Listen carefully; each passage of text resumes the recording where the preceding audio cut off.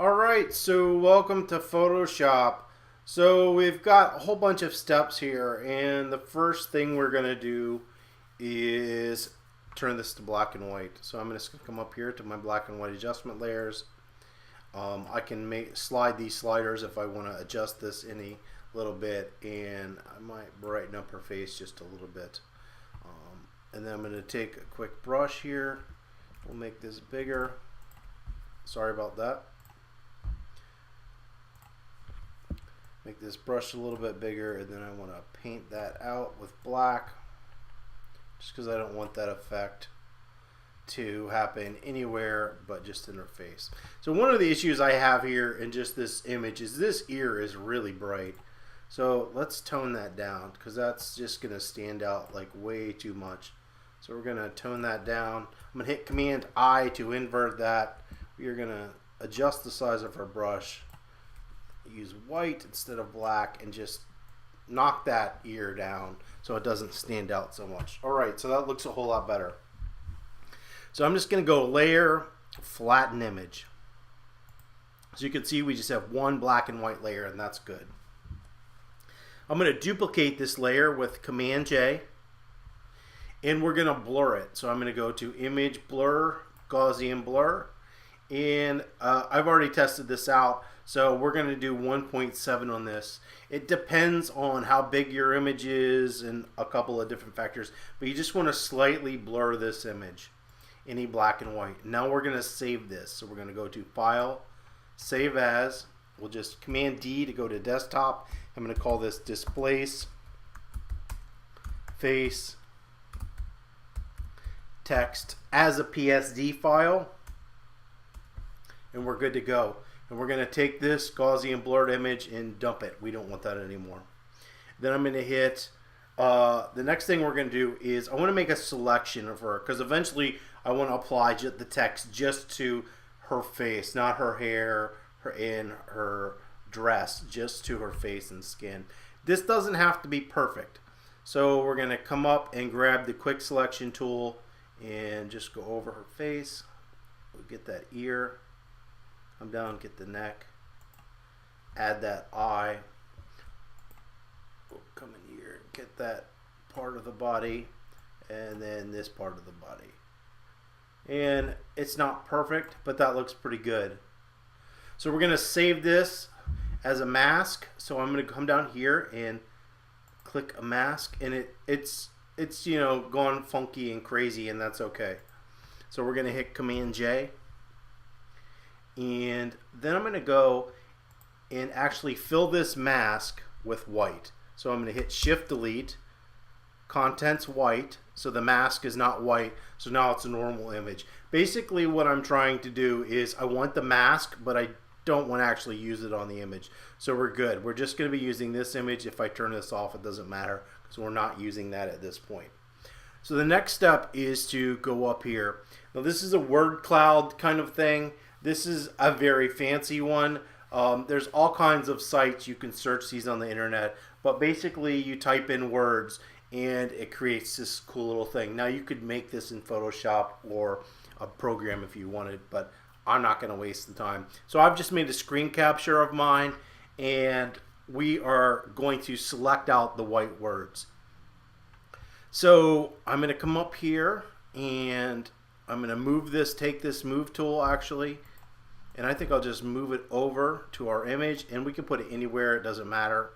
And I'm going to turn off this face layer, because what I'm going to do now is select the words, but I don't want to select any other part of this object. So we're going to come up here and go to Select Color Range, and what I'm going to do is select the white.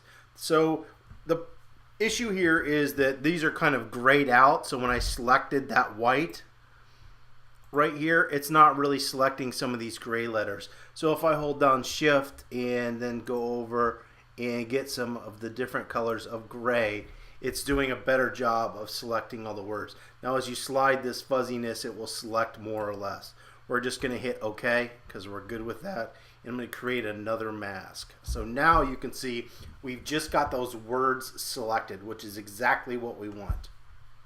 I can also just hit Command J and duplicate this. So now we have another version of this, and I can kind of drag this out. And just don't worry about that being black right now. We're going to get rid of that in the end. So even though this is kind of overlaying, we're good. So I'm going to hit Shift, and I'm actually going to combine these into one layer basically. So I'm going to hit Command E, and now all the words are just one layer. So if I move these, they move as one layer. And I'm going to change this blending mode. Or actually, I think what I'm going to do is create this into a smart object first. So I'm going to right click and go to Convert Smart Object. So you can see we've got the little smart object layer. Then we're going to come over here and we're going to double click, and let me drag this over. We've got our layer style, and so we're going to add a small drop shadow to this. So I'm going to click on drop shadow and then select it. I'm going to move it over to here, and you'll be able to see like the distance of how this works, but we're not going to do it that much. So I'm going to try 5, 7, something low. Alright, so we want blending mode of multiply. Opacity is, we're going to maybe move that up a little bit. We'll try like 25. So I'll use the angle of 138, 6, 7, 6, and we will hit OK. So if I can always turn that off if I don't like it, but you can see we've got a little drop shadow going there, which I think is going to work good for this. So the trick now is to wrap this around the face, and the way that you're going to wrap this around the face is using a displacement map. So we're going to use that blur gray image we had. So we're going to come up here to Filter, Distort, Displace. So you're going to use 1010, which is the default, stretch to fit, repeat edge pixels, and hit OK. And then it's going to tell you to pick the displacement map. This was that gray blur image we selected right before. So I'm going to hit Open, and you can see voila, it just sort of wraps that face. I'll hit Command Z so you can see around our face, so it's going to look more realistic. So we're going to now come up here and change our blending mode to linear burn. And I'm going to hit Command I to invert that, and you can see we've got this pretty cool effect where now we've got this dark lettering over top of the body. I'm going to lower the opacity of this so it shows through some but not totally. And so the idea of the displacement map is that it tries to warp the imagery or wording so it looks like it's overlaid on the face. So here's where that mask is going to come in. So we created that mask earlier, and we don't actually want it anywhere except for now we want to apply the text just on the subject. So I'm going to hold Alt Option and drag this up and place that right on top. And you can see now we've perfectly masked out the type so it's just on our face. I've got a little bit in our eyeball, and I might take that out, but it looks a whole lot better than it did before. So let's zoom in. So if there's a place where you don't want this to take effect, you can simply take your brush and go into your mask and reduce this smaller. We're going to paint black to get rid of it, and we can simply paint that out. I think we are also going to add some more shadows or highlights to this as well. So I'm going to come up here to this adjustment layer, and I'm just going to make it darker, and then I'm going to hit Command I because I don't want to apply that yet. We're going to come up here to this layer. I'm going to hold down the Alt or Option and click in between these two layers. This is create a clipping mask, and so this is saying, hey, I only want the shadows to apply to the text. So now when I come back up to this mask, and we're going to flip this so it's white, anywhere I paint this, it's going to darken the text but not the face. So like if I want to darken that area of the text to make it look more realistic, like it's wrapping, or to give it more effect, just to do anything in general, this clipping mask is just applying to that text layer. And so that's kind of what we're doing there. I also think I'm going to actually darken that area a little bit as well, just in general. So we'll make just a general one, Command I again, and we'll reduce this, and we're just going to darken those shadow areas. I want this side of the face a little bit darker. Get that ear darker, this darker. I'm going to do another one. We're just making certain areas darker on this. Now I think what we're going to do is go back into layers, and I'm going to take out some of this. So we're going to come to this layer mask, because remember we're using a layer mask, and I'm going to grab the color white.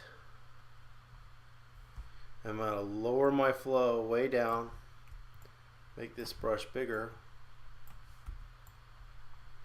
I'm sorry, I'm using black to paint away, and I'm just brushing out this edge so it fades a little bit. So anywhere where there's kind of a highlight, I'm just going to just add some sort of highlights into, you know, this text effect that we did on this person. And this is just going to make it so it's not like totally flat. We're going to do some on the lips.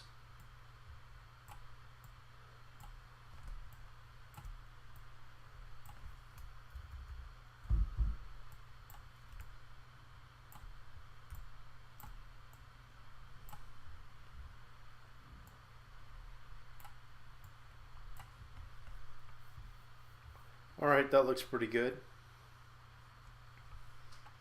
So the last thing that we're going to do is just, I think,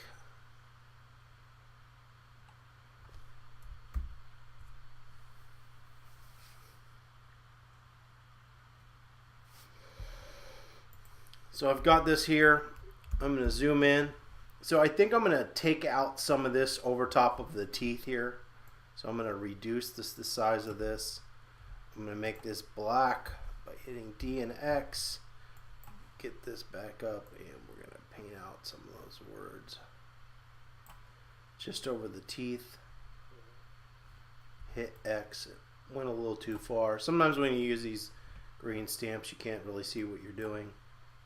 It looks pretty good. I'm actually going to get rid of it over the nose.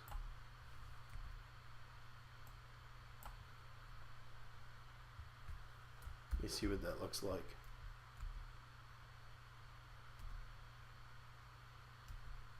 And we'll leave it. I could fade that out a little bit, but I think we're good.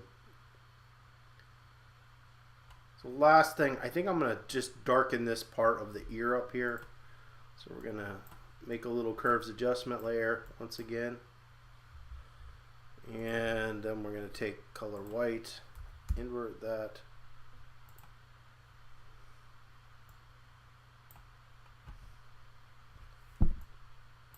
And darken this area.